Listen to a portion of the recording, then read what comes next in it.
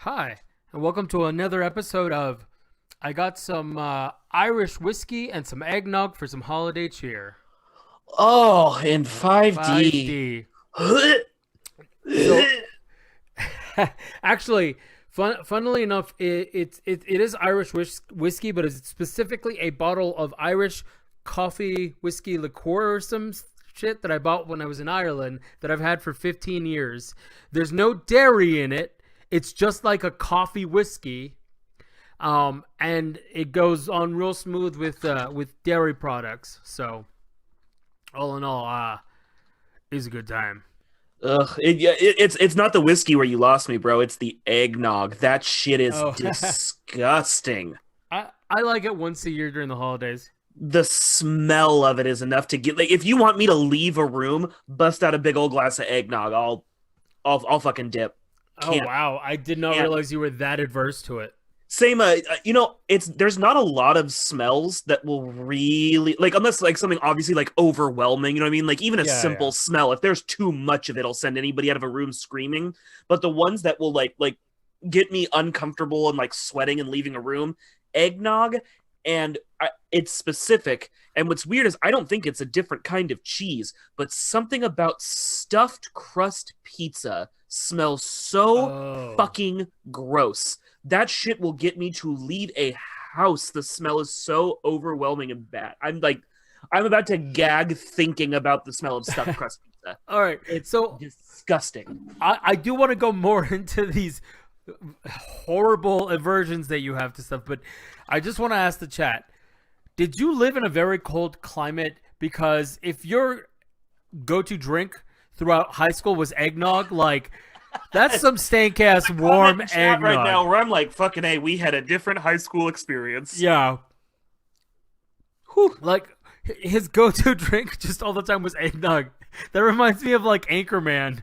Milk was a poor choice. Oh, I mean, at least go like Sunny D and vodka like a real high schooler, bro. Oh, Come on, what are you doing? Sunny D? What were those called? It was also by Sunny D, but they were in fancier packaging in the '90s. Do you remember what those drinks were called? No. Oh my god! So there was these. So my house went the other way. If we couldn't get Sunny D, it quickly became Tampico and vodka Oh, because Tampico's the jam. I'm sorry. I don't mean to represent. This isn't anything I was able to buy. I was too poor. We had Tampico. This was stuff they sold at the concession stands at my middle school, where Oh, where it was but instead Mario, of you mean your concession stand didn't have fresh horchata? yeah, right. That sir is racist.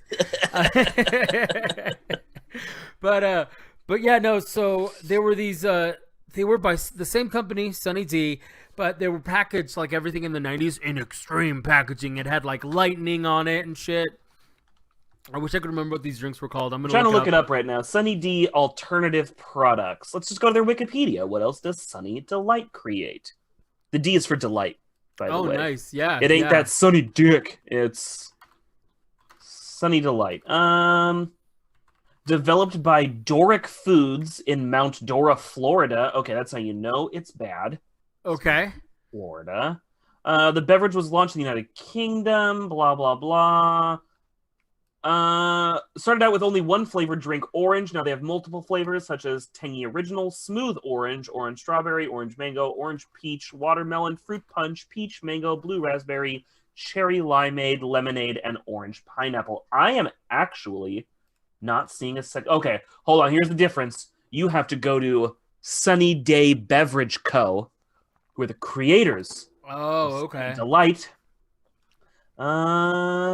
Products. Okay, here we go. So they create Sunny D Baja, shelf stable, Sunny D Burst, Sunny D Intense Sports, Sunny D Orange Blends, Fruit Simple, Elations, Very Fine, and Fruit 2O. Interesting. Is that not any of them? So I feel like your school lied to you. They're like, it's same as Sunny D. And you guys were all like, it is the same as Sunny D. And they're like, it's not even made in this No, country. I just remember It's just that from I couldn't Guam. afford these really expensive drinks, and they were like, I've seen the bottles. Like a friend gave me one once, and like it was Made by Sunny D. I might be misremembering that, but it was very much that sugary ass drink. Give me some more. What did it look like? What was the product? So the bottle was probably about the same size as a normal Coke bottle, but it was thinner, and it was like a base like black white bottle, but they put a really cool wrap on it, a plastic wrap that had all these graphics. Like I said, it was like lightning and very other little things that were marketed very much to that 90s aesthetic of extreme. That's all you don't know, like a flavor or anything? Well, that's just it. They had normal flavors, but they called them something fancy. Well, but like what's normal? Was it orange flavored soda? Was it a juice? Was it I think it was different types of juices. okay? It was around the same era that like Fruitopia was super popular. Okay, so we're narrowing it. Okay, I just pulled up a big list of like 90s extreme drinks. So let's just see if we can find this. The one I remember the most, it was like a mini heart attack in a can, and it was probably like the only soda that has ever been this particular shade of green, Surge. I feel like most people know Surge at this point. Surge was a problem. Yeah. Yes, it was. There was Zima, there was Jolt. Are you talking about Orbits? It had like the little floaty bits inside of it? Those were fucking dope, but no. Never had them. Orbits were dope. I was only ever able to find those twice in my life because there was one store on the way to like another state that had them because I was a little too old for them. But yeah, apparently they discontinued them. I think they have them in another country, but I really wish I could get some. I love those mofos. So me and my brother would like cut somebody else on the lawn for it or whatever, but Squeeze-Its, that was like the jam in our household. Loved Squeeze-It. Those commercials were the best. There was Extreme Lift. It's some sort of brown liquid with a mountain biker on it. Maybe. Is that Extreme Lift? Let's see. And whatever you're talking about, it's for sure discontinued, correct? Oh, okay, yeah. here's the ones I actually remember and really, really enjoyed them, and they don't make them. Snapple did the Snapple Elements brands. So there was Earth, Rain, Sun, and Fire, which are not the elements. But the flavors were really good. They came in like glass bottles, like the Snapple does, but they were like they weren't like short stout bottles. They were like, sexy, curvy kind of bottle thing. Like that's clearly what some marketing guy convinced himself. But I remember the Rain and the Sun were really, really good. So not those. I take it. What does the bottle look like?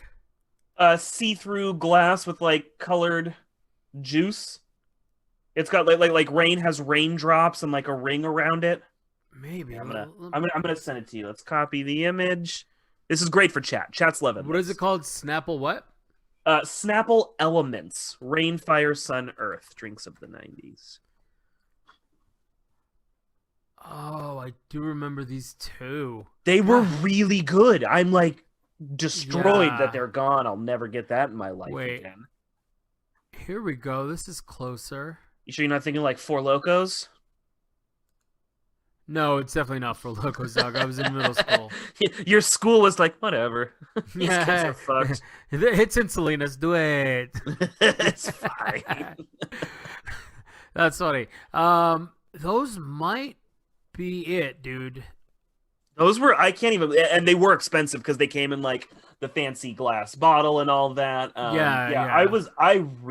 There was this one particular Chinese place my family went to that sold those. Those were the jam. So just some other ones to throw out there that I don't think they are. There was good old High C Ecto coolers. Those are the best. I thought they brought those back, but for the movie. Yeah, and then I think they went right back out again. And I heard that they changed the recipe. Yeah, the syrup. That's the worst. So Surge is back. You can get exclusively on Amazon. Yeah. There was OK Soda. I have no idea what that is. Yeah, I'd actually never heard of this either. Coca-Cola Company basically spent the 90s desperately pandering to Generation X and Y. This is from Verbicide.com. The odd fruit-flavored cola was introduced in 1993 in a variety of urban test markets. featured can artwork by alternative comic artists Daniel Huh. Flowers and Charles Burns. What is as this well as called? cynical, quirky marketing that poked fun at traditional advertising. Okay, cola. But honestly, fruit-flavored cola sounds awful. And yes, I recognize that like cherry Coke is a thing. Cherry Coke / Pepsi, whatever, is probably the only flavored cola. Like vanilla, throw that shit in the garbage. I don't like it. Cherry, it's probably the only flavored cola I can stand. The rest of it's awful. I found cherry vanilla zero, and I'm loving it. Ugh, yeah, no, the vanilla, it just, nope, can't do it. Pepsi Blue, 2002 to 2004. So Um, I feel like I had Pepsi Blue, but I don't remember what it tasted like. Did it taste any Same. different? I never had it. Also drinking now. Yep. Lifesavers made a soda, and now I'm really disappointed I never got that because that would probably be the best thing ever, How come some of these that sound amazing never caught on? right? Coca-Cola Black Cherry Vanilla. Again, that I'm out. Oh man, I would love that. Absolutely, They love that. lose me with that vanilla. Not into it. I love that Mm. stuff. This is no that's going to be lost on me. And apparently, this is a very American thing, which I totally back Europeans who think it's disgusting. I still to this day don't like it. Not just this brand, I mean in general, but this brand, Snapple True Root Beer. Snapple trying to Oh. make a root beer. You In don't- 1983, Snapple launched a line of sodas that also included Cherry Lime Ricky, Cream D Vanilla, Diet Lemon Lime, French Cherry, Ginger Ale, and Jamaican Ginger Beer.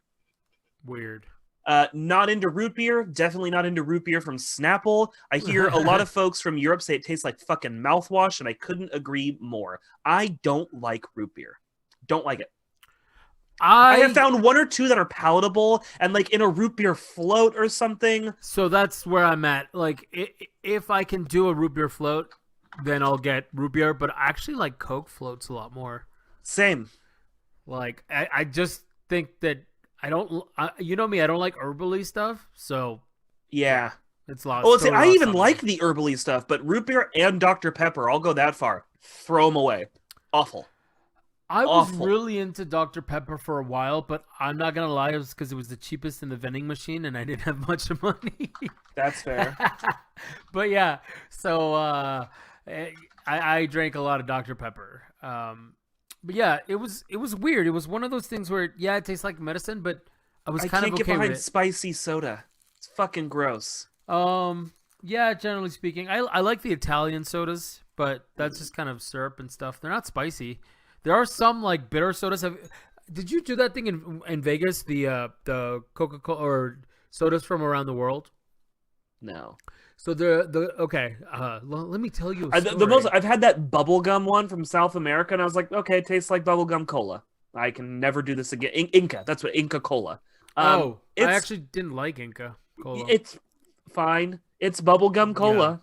Yeah. No, so when you go to the Coke store, because the Coke store is a huge store on the Vegas Strip. So you go there. They actually have like a giant statue of a bottle up front, lights up at night. You go there, and you pay like $10 or something, and you do a sampler of all the different sodas that Coca-Cola owns around the world. And some of them, like I think there was one that was anise cola. And, yeah.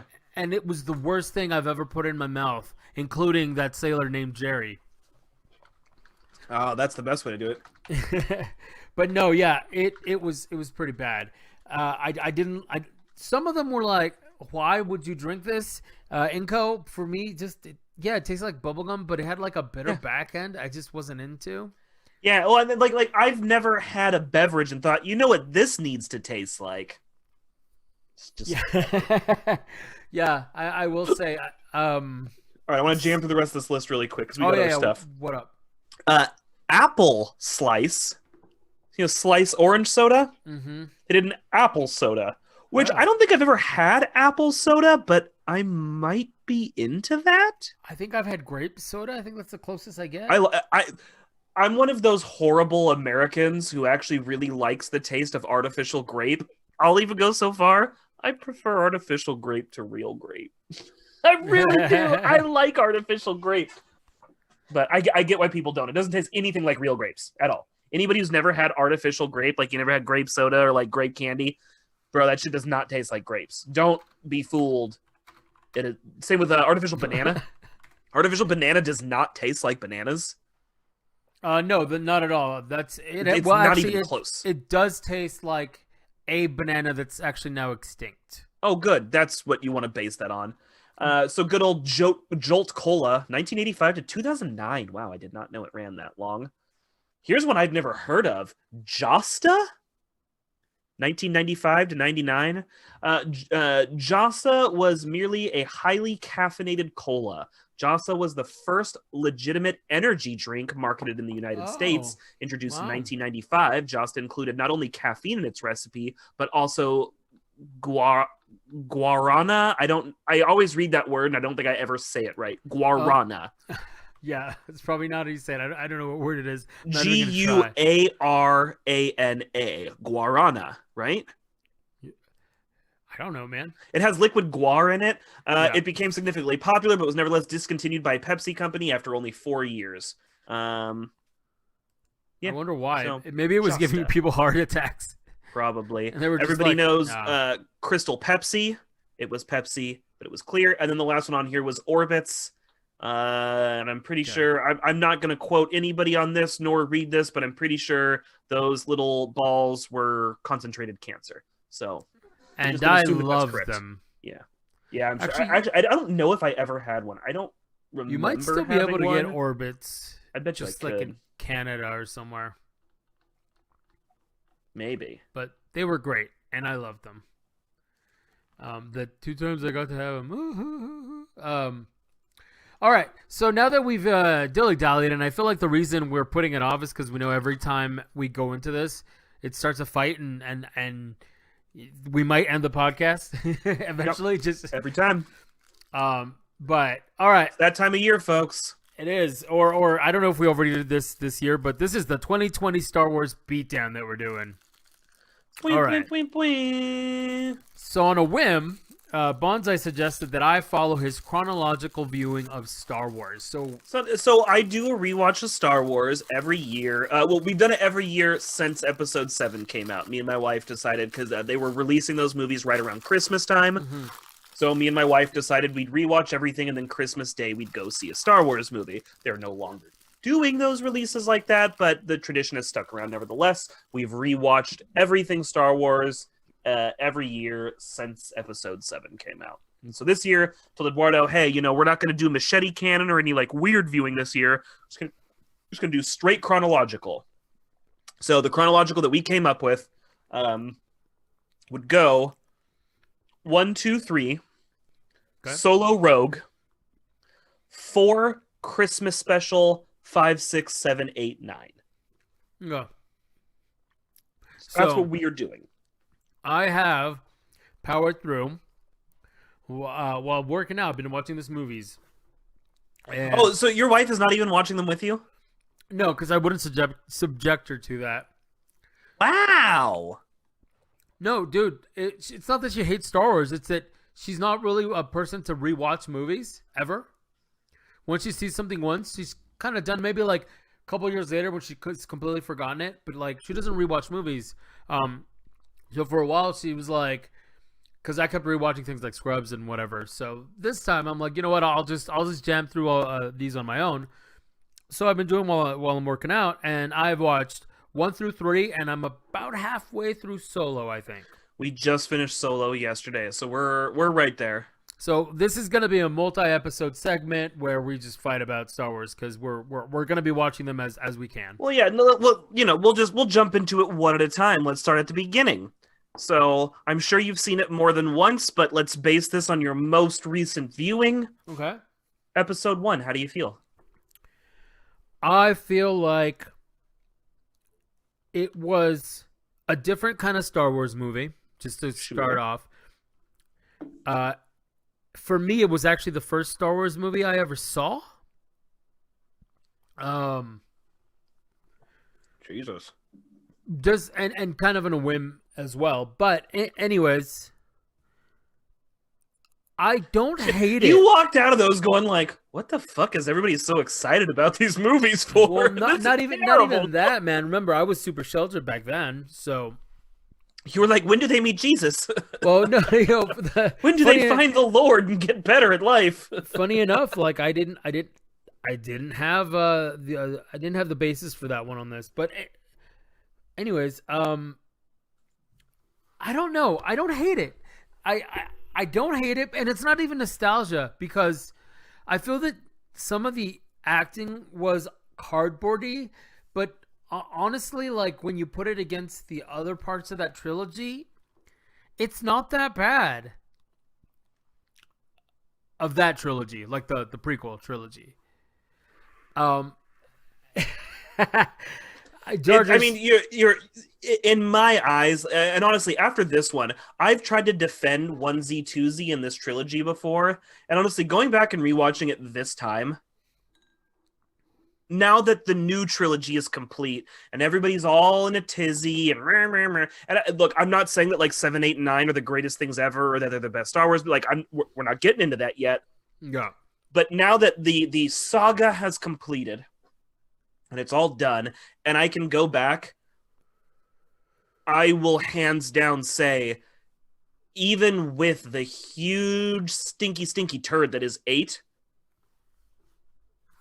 these are the worst Star Wars movies created. Hands down. All 3 of them tie for the bottom Star Wars movie. For me, personally, I feel like the focus on being mostly a political drama is very misinformed on what the audience was after. yeah, I'll agree. The acting, even from several A-list actors who I'm not shitting on as a whole. I'm talking about Star Wars Episode 1. Okay, There are some garbage performances. absolute garbage. Natalie Portman is terrible in this movie. She's kind of terrible in all of them. We're not there yet, motherfucker. Okay. For Episode 1, Yep. Natalie Portman is shockingly terrible. And I like Natalie Portman. Oh yeah, she's great really in other things. good. Yeah, V for She's Vendetta, she was great. Awful in this. Yeah, she's so Horrible. bad. So bad. Jake Lloyd, very famously, was not supposed to get the role in the movie. We've interviewed friends on this show before, and we've talked to people, you meet people. Lucas is in California, so like working in tech and shit, you just kind of meet people who've been there. But it's no secret. You can read about this online. Basically, everybody on that set unanimously passed on Jake Lloyd playing Anakin. Everybody who was in that interview room went, well, not that kid. The only person who liked Jake Lloyd's audition, George Lucas. So his fault all around. No, 100%. Like everybody goes, we don't know what he was thinking, but he kind of threw the executive weight around and said, that's our Anakin, end of story. Nobody else wanted him. He failed that audition. And George Lucas is like, that's my boy. At the time that it came out, a lot of people wanted to point out the things that it broke about the lore, and honestly, negligible. Like really, going back and rewatching it, I think people were being too wishy-washy whiny about shit. Yeah, like about agreed. a lot of it. The great pilot thing is arguable. Midichlorians is, like lost technology, lost art kind of thing. They're all mostly So passable and dumb and like so because you brought it justifiable. up, I obviously I had a conversation with someone recently about how to fix that, and you fix it with one sentence. You fix the midichlorian thing with one sentence, and it's, oh, his midichlorian count is really high. Oh, what are midichlorians? Oh, they just gather around powerful force users. Yeah, exactly. That's it. And again, it's an arguable, negligible thing that they threw in. Yeah. Like, it doesn't matter. People really wanted to throw a stink at the time. I was actually probably even one of them, but going back and rewatching it this time, I was like, you know what? That's the least offensive shit here. Okay, let's throw out a positive, though. The thing I'll actually stand behind, it's worthless in the film. But if you were to just chunk this out and be like, here's a Star Wars 20 minutes short, pod racing's still dope. Yeah. That scene And was like well done. the scene's really well done. Oh, it's some of the only effects in that movie that hold up. The Yep, I effects was are about terrible. to say, everywhere else the CGI is awful. Awful. Oh my god, it's like so claymation, bad. dog. Yeah, no, it might as well be. And that's, especially like watching Solo in between. I'm Mhm. sitting there looking at fucking puppets going, that puppet looks so good. I believe this. I believe this more than the fucking cartoons running around in 1, 2, and 3. Because that's really like, and even, CG has gotten better. And even I think CG scenes nowadays feel better because in this, that opening scene where Qui-Gon and Obi-Wan are talking to Jar Jar for the first time, Oh my god, it looks I like they're on feel like different. they're talking to nothing. Well, not just that. Honestly, and this might be because I'm high a lot, but it looks like they're on different planes. Yes. Like, Yes. do you know what I'm saying? It's so weird that I could. It's I guess just our slightly- TVs. It's just slightly off enough to display that like there's more going on and what they're interacting with is not there. But that has a lot to do with our technology now, right? We have huge TVs with higher resolution that now But- we can perceive that shit. But look what still looks great. Puppets, bro. Solo still looks really good. And I'm willing to bet, honestly, I'm going to go throw in 4, 5, and 6 soon here and not have that same complaint. So even an old movie, the fact that they were interacting with something physical is really going to make that difference. The focus on CG for 1, 2, and 3, miserable. All right, spending a little too much time on 1. I think it's a stinker for us both. How do we want to give a rating? Do we just want to sum it up? What do we want to do? Let's give it a rating. And on it, we didn't talk about good points. I'm not saying there's no good points in the movies. There are little, like I actually one of the stronger performances, Ewan McGregor doing Obi-Wan, I actually do like. One is probably still one of the harder films for him. To be fair though, for McGregor and both the guy from Taking Jesus, now I'm blanking. Liam Neeson. Both, I think both of their performances were mostly spot on. I'd say even Neeson is a little stilted. Here's my problem with Neeson. I don't think he ever believed anything he was saying. Mm-hmm. He delivered his lines really well, but he delivered them like he was. Even Sam Jackson is bad in this movie. Oh, dude. Well, no, Sam Jackson's not in this movie. We're not there yet. No, he shows up. He's in the fucking council. Oh, that's right. Bitch. Don't come at me right now. Right. I totally forgot that they spent so much time other places for no goddamn reason in political in this movie drama that I totally forgot that, yes, towards the end, and I think he makes an appearance once in between, but yeah, all right, fair enough. Yeah. So my wife actually hates Samuel L. Jackson in these movies. I don't go quite that far. It's not his best performance, but she's like, he's awful. He's pulling me out of the film. Yeah. I didn't think it was quite that bad. But, across the board. So I'll give my lowlights and my highlights, and then I'll do a rating. How about we do that? Like we'll throw out like one highlight, one lowlight. So we already talked about pod racing. So my highlight I will throw out, Darth Maul fight is fantastic. Still. Okay. Still a really, really good fight scene. The lowlight for me, just the one thing that stands out is like, this is the worst thing in this film. Pretty much any scene where Jake Lloyd has to react to a thing that someone else has said.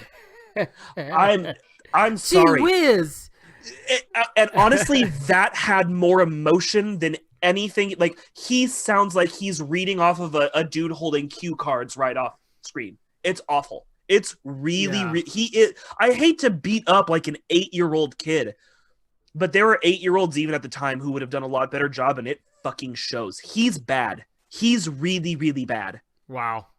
Okay, so that's your lowest point of that movie. Yeah, no, truly, it is his performance. And then as an overall rating, fuck, man, Star Wars Episode 1 is 2 out of 5 at best. That's me being nice, bro, because like the inner asshole me wants to be like 0, fuck you.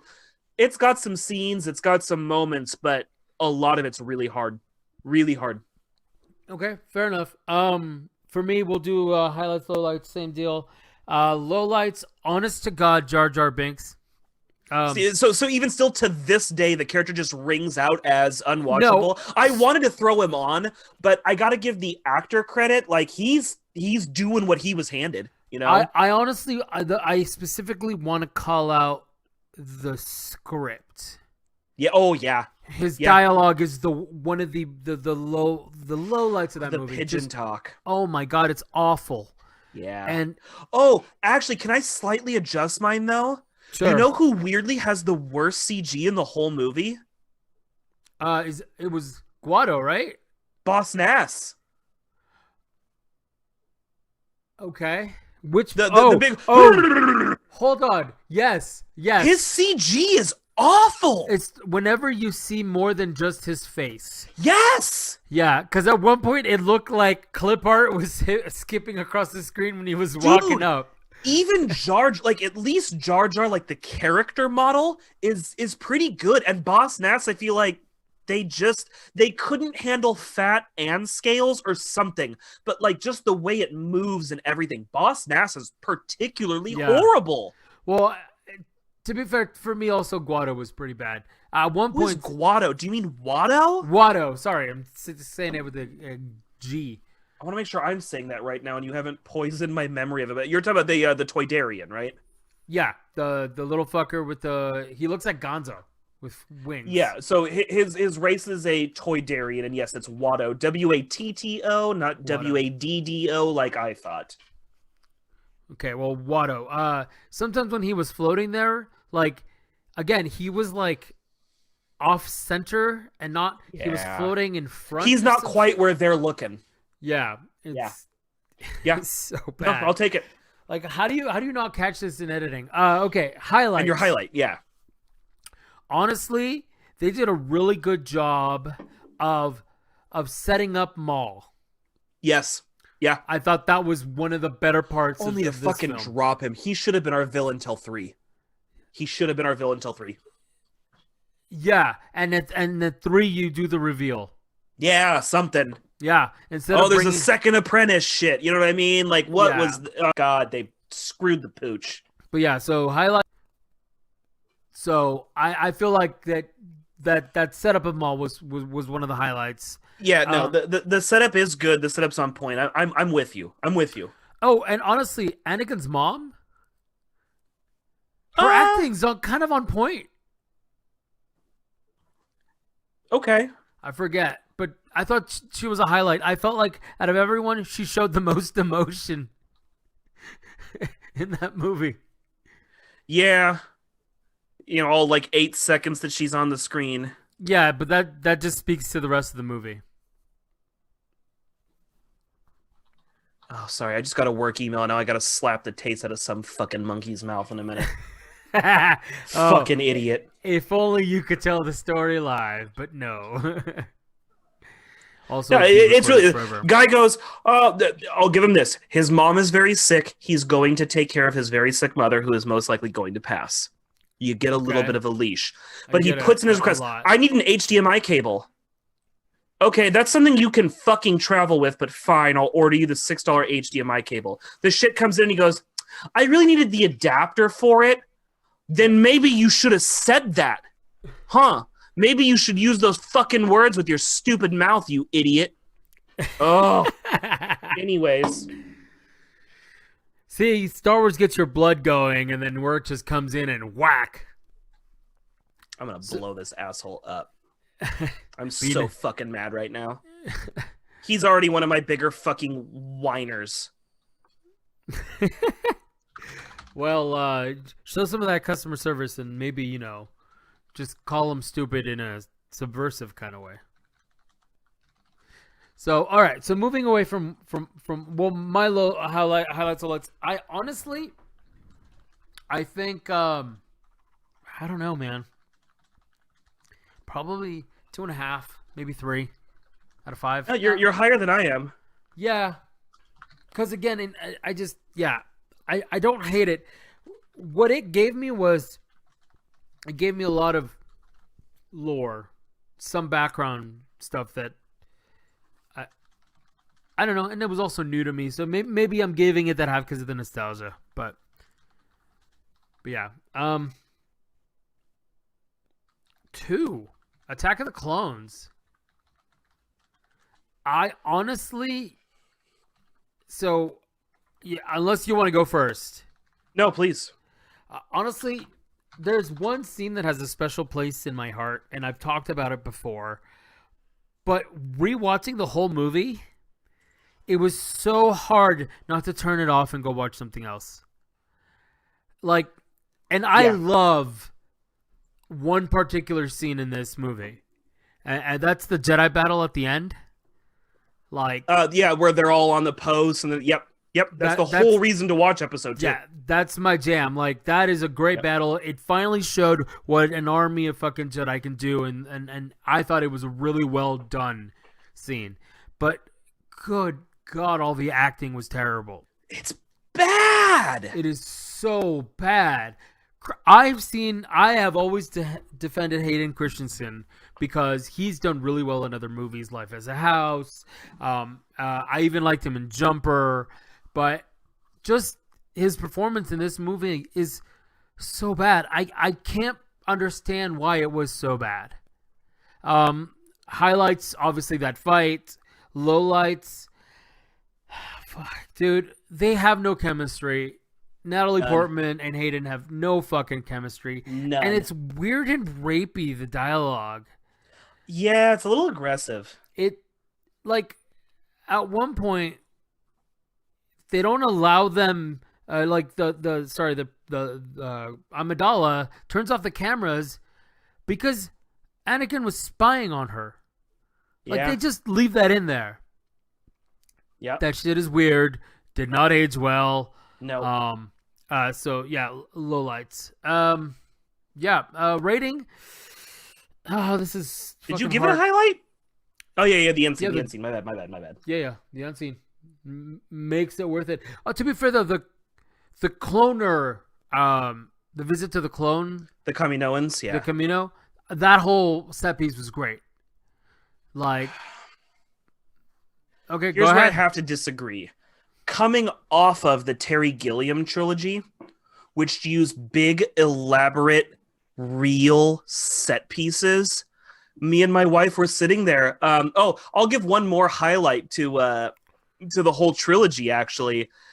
Fucking Natalie Portman's costuming is so elaborate. There are scenes where they jump from one costume to the other where I'm like, this is a day later, because there's no way it didn't take 6 hours to put that shit on her. Yeah. Even with fucking handmaids and shit. That's some elaborate shit. I appreciate set dressing and all of that. Like, that stuff is really cool, and like the detail that some of these people put in. Yeah. And I the can't give makeup, credit. dude. I can't give credit to the Star Wars set pieces because most of them are 90% CG in those movies. Yeah, that's true. Most of it is completely fake. But I liked the whole scene. I liked the dialogue made sense. I thought Obi-Wan Ewan McGregor was actually acting confused and trying to get information at the same time. I just thought the performances were good in that area. I liked the verbal sparring he had with the Jango Fett, like the characters. So I thought it was well done. So I will give that as a highlight. Okay. Yeah, it was actually interesting. It explained something, right? Something that folks didn't know. Like, what the fuck were the Clone Wars? Yeah. Yes. So I thought it was good. But yeah, my rating is honestly that fucking set piece pushes it over. It's 2 out of 5. All right. You? Man. 2's hard. Yeah. 2's probably the low light of the 3, if I'm being honest. Hayden Christensen somehow finds a way to be worse than Jake Lloyd. Truly. I think his delivery is terrible. Man, with Darth Maul being dead, the villain being set up in the opening crawl, I love how everybody was like, you can't just set up Palpatine in the opening crawl. Oh, really? Because I remember you all collectively losing your shit when you saw Christopher Lee as Dooku, who's set up in the opening crawl. Suddenly, there's this guy leading this shit for the Sith, and his name's Dooku, and it was like, oh yeah, we know him. Okay, well, we don't know him. Yeah. So I don't want to hear it. Like, I don't love the Emperor suddenly being the villain for Episode 9. I don't. It's a really bad call. but you don't get to yell at them for going, how do you establish a villain off camera? They've done that like 4 times now. Yeah. Shut your face. Yeah, pretty much. You don't get to bitch about just one of them. Like, even the first Star Wars, everything was set up. Everything was like, there's camera. history you don't know. Yeah. All of it. These movies are built on an opening crawl. So shut your face. Yeah, pretty much. And I like Dooku. I don't love Dooku. Also, I find it a little weird that Dooku comes off older than Palpatine. Yeah, agreed. He's a lot more stiff when he moves. Yeah. Well, and even just like Christopher Lee looks older than that other dude does, and I'm like, you trained your dad? Like, what happened here? I don't like the Genosians or Genosha. It feels like a weird, hey, suddenly here's another new fit. Like, why weren't we just fighting whatever race the Trade Federation was? Why? I honestly think I don't get it. They were trying to show that the Republic was against a bunch of different races. I know, and I understand that there were it's all about the group that's being built. I just don't get why. Like think about it. When does the Trade Federation race, like those weird fish face dudes, when do they get a moment? Never. We only ever see their robots fighting, and then these bug people. Because I feel like somebody went, oh, bugs breed in mass, they're expendable, or something. I don't know. I don't know why they were never like, well, now we're on the Trade Federation home planet, and it's not robots, but it's these like living motherfuckers who can think and I don't get it. I don't get it. And weirdly, despite all of this, my low point, doubling down on political drama. Okay. Honestly, think about episode 2. Anakin does more talking than any sort of Jedi work. Obi-Wan is doing all of the Jedi stuff, and Anakin's like, I watch her. Yeah. While she talks to people. That's true. Although the majority of the movie is political drama. Yeah, and so they do episode 1 and they go, you know what's not working is this political drama. Let's do more political drama. That's my low point. My low point is doubling down on political drama. Okay. There really, here's my issue. The movie should have focused on Anakin in the forefront and the political drama as a background. And instead, we get political drama up front. Oh, also that kid's really angry and is becoming the big villain. Sort of as the B plot. Yeah. They flip-flopped our A and B plot. What the fuck? I don't disagree. I just feel like Lucas had a story he wanted to tell in a particular way, and it maybe just doesn't make much sense as a film. But I kind of get what he was trying to get across. Character studies are done as a plot all the time. We watch this person grow into the person they become. That's a thing. Doing it for Darth Vader is great. The rise and fall of a great hero. Had you done this as not a political drama, but a war story, we can do everything the same. Yeah. The Clone Wars, Dooku, Palpatine, Sidious, all of it. But focusing it more on this quote-unquote hero who was praised to be this savior who falls from grace. That's a Greek myth, man! That's totally what Star Wars is built on! And they went, you know what people want to see is the intricacies of taxing trade routes in 3D space. What? Fucking mind-blowing that they doubled down after 2 movies. That seriously, my low point is the way they structured the plot. Yeah. How do you not course correct? Mind-blowing. There's my low point. I will say my high point for 2, small toss-up. I do like the Jango Fett battle. Okay. Obi-Wan and Jango. It's fun. It's not the best, but it's fun. I like kind of seeing skilled lightsaber versus skilled gunfighter, because you can't just do lightsaber fight after lightsaber fight. That shit gets stale. So throwing that in was really cool. Like more so than like because 2's Yoda Dooku, right? 2, yes, at the end. Yeah, I would actually put Jango Obi-Wan over Yoda Dooku, because we get lots of lightsaber fights.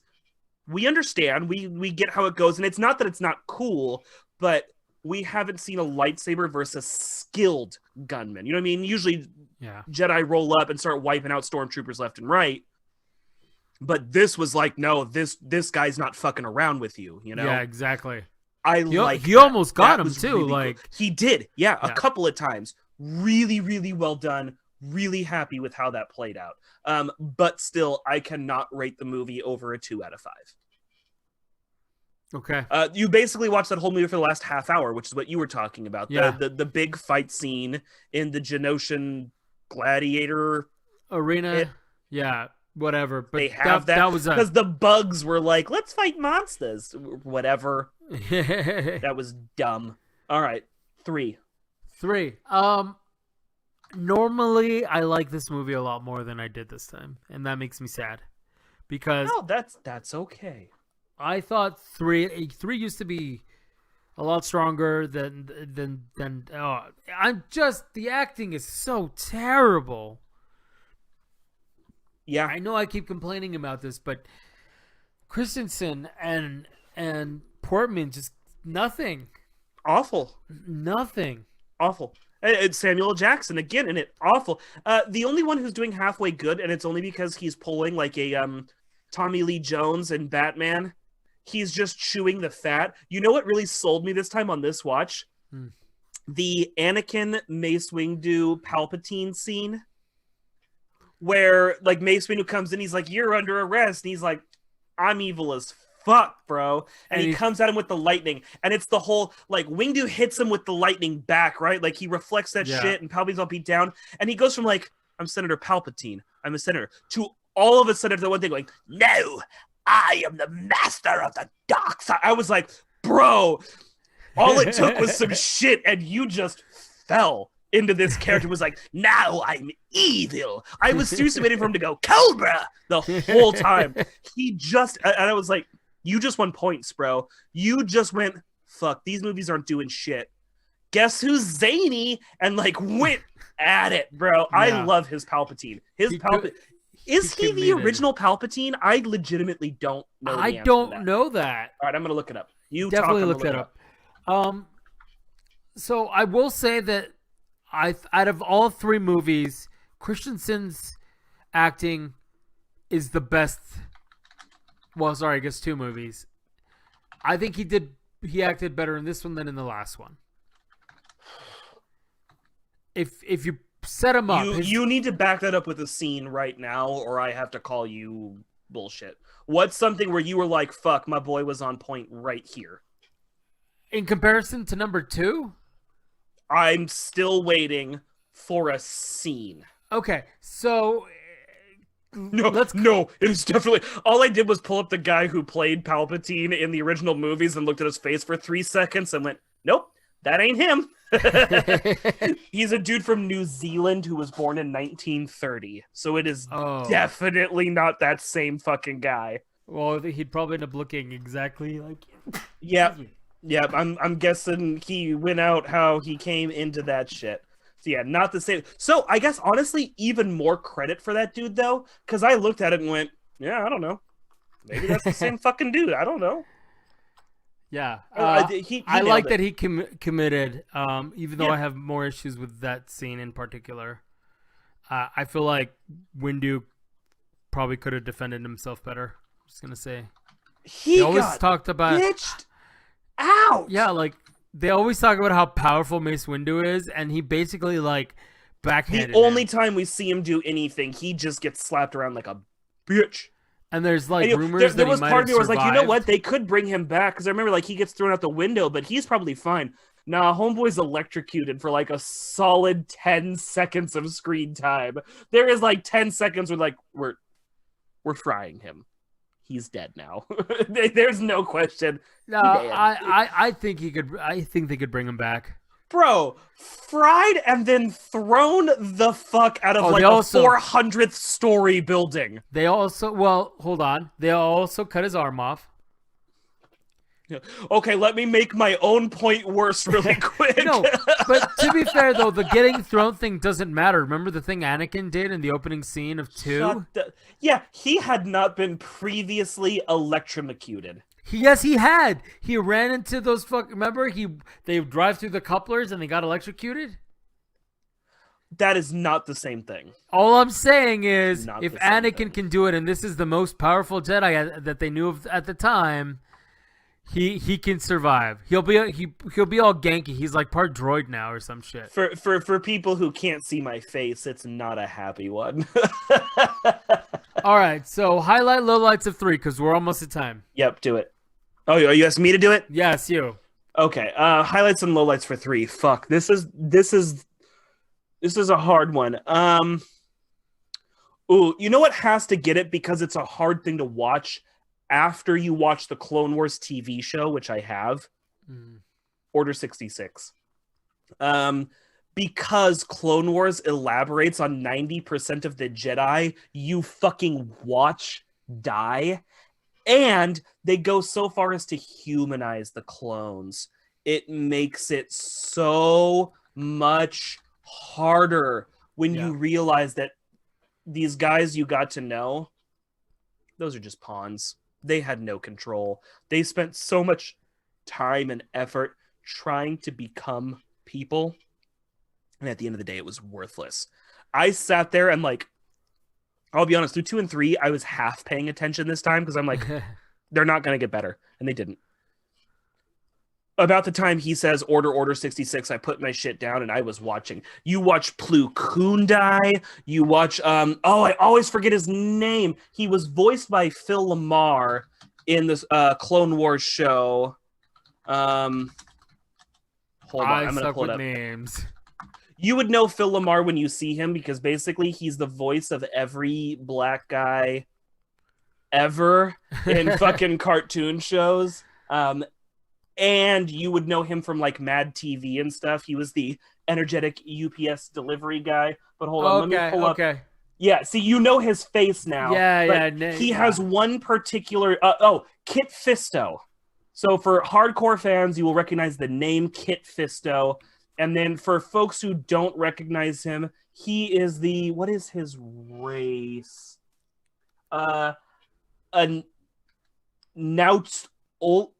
Nautolian. And I'm going to send you a picture right now, Eduardo, and you're going to go, yes, everybody, you 100% remember this character from the movie and from Clone Wars. Cthulhu head.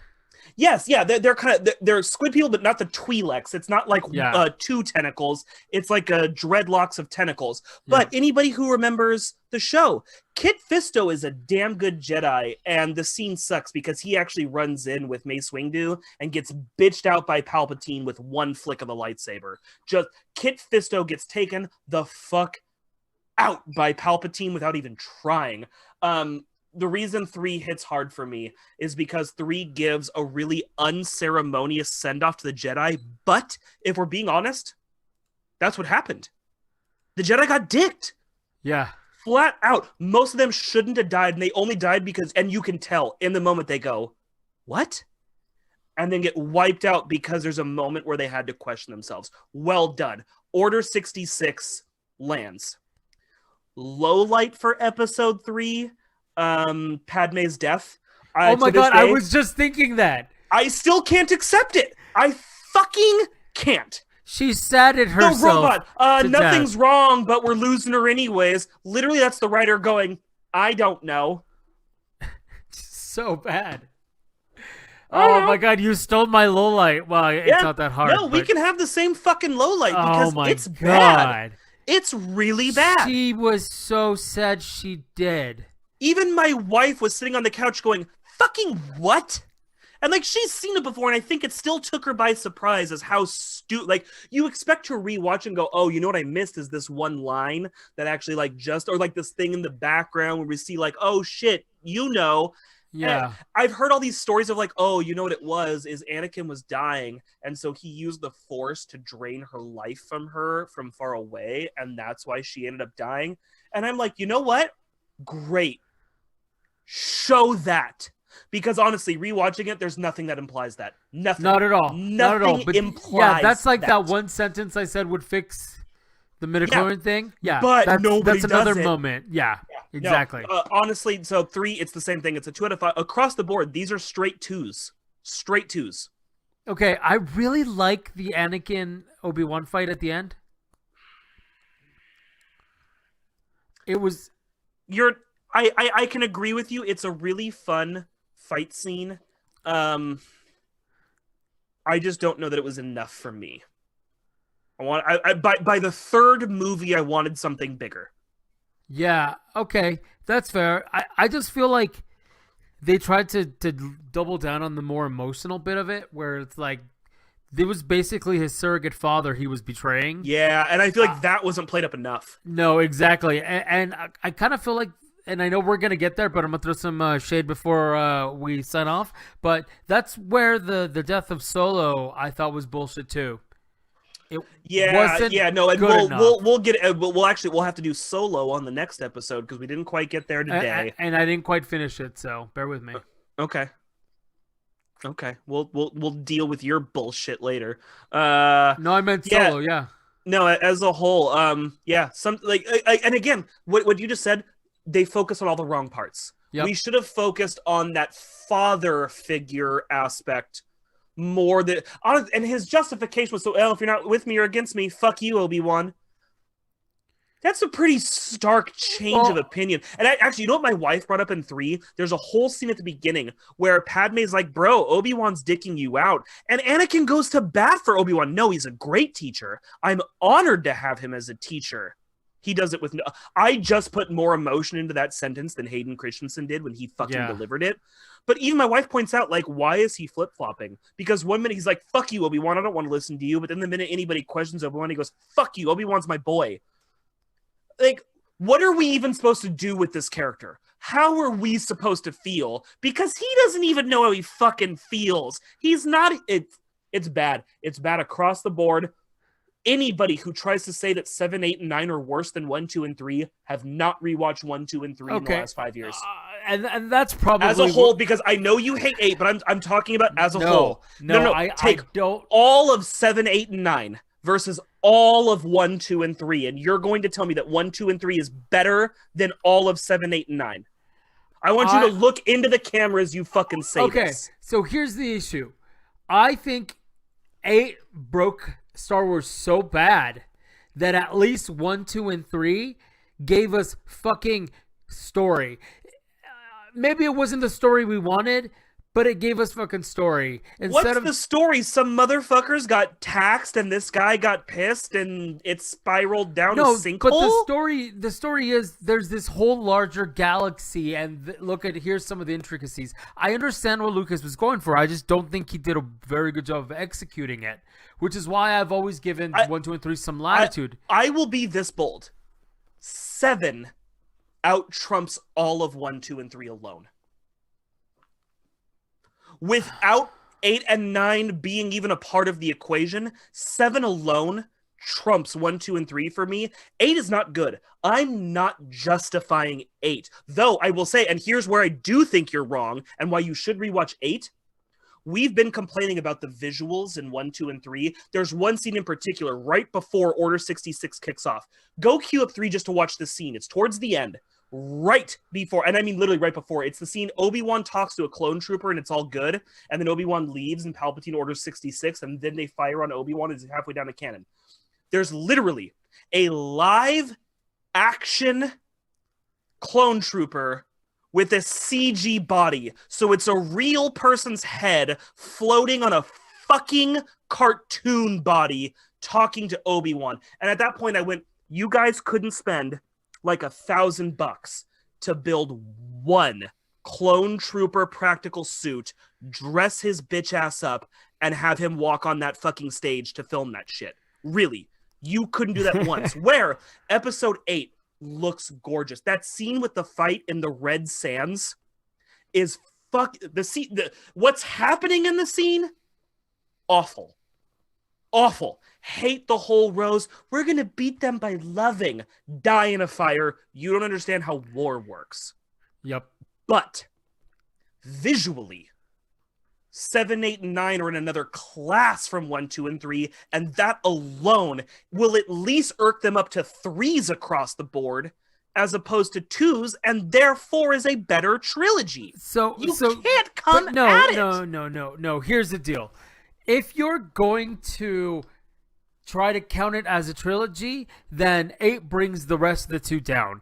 Yeah, However, again, yes, it drops it a score, but here's it's how far packaging. Hold on, package it, bro. Here's how far I'm willing to go. 7 is better than the prequel trilogy. I'll give you that. 9, in its own way, is better than the prequel trilogy. There's no way 8 drags them down below 3 bad movies. It can't. It can't. But there's more redeeming things in the trilogy, in the prequel trilogy. If we're talking about where, again, I'm telling you the expansion. Have you watched 8 since you saw it in theaters? No, I have not. I think you need to give it one more try. I really do, truly. And I'm not saying that you're going to walk away going, I was wrong, it's great. No, it's bad. It's not a good movie. But I think there are enough bits of it that drag it well above 1, 2, and 3. There's enough. I'm telling you. Watch it coming into it knowing that you're going to be disappointed with what you're seeing. So here's the thing. Eduardo was not going to watch 8 for this rewatch. Please, as fans, urge him, do 8 one more time. This time knowing the level it's set, right? Like this time you know what you're in for. And it's not great. So come into it, cherry pick those parts where you go, love that dress, love that effect, love that puppet, and tell me that point for point it does not stack up against any of the 3. You've got to try it. You've got to at least try it so you can tell me I'm wrong. Come back and have the ammo to tell me I'm wrong. That's all I'm saying. I just fucking hate that movie so much. I know. Hey, and you're not wrong for it. You're not wrong for it. Play us out. I have to pee so bad. I'm going to pee while he plays us out. All right. It's so bad. It's so bad. Check us out Monday nights, 7 to 8 on N5D Podcast on our YouTube channel. Tuesdays, we are doing multiplayer night where we play a multiplayer game with folks from Twitch and just, other folks that have joined us across the years. We are there 7 to 9 on twitch.tv/Metagame Network. Check out Bias Bros every other Thursday. That's where Bonsai, who is the one taking a piss, and Jay do lists about things, movies, and junk. Preview, I believe they are going to be talking about Animaniacs in the new show, but don't tell them I told you. All right. And on that note, bye.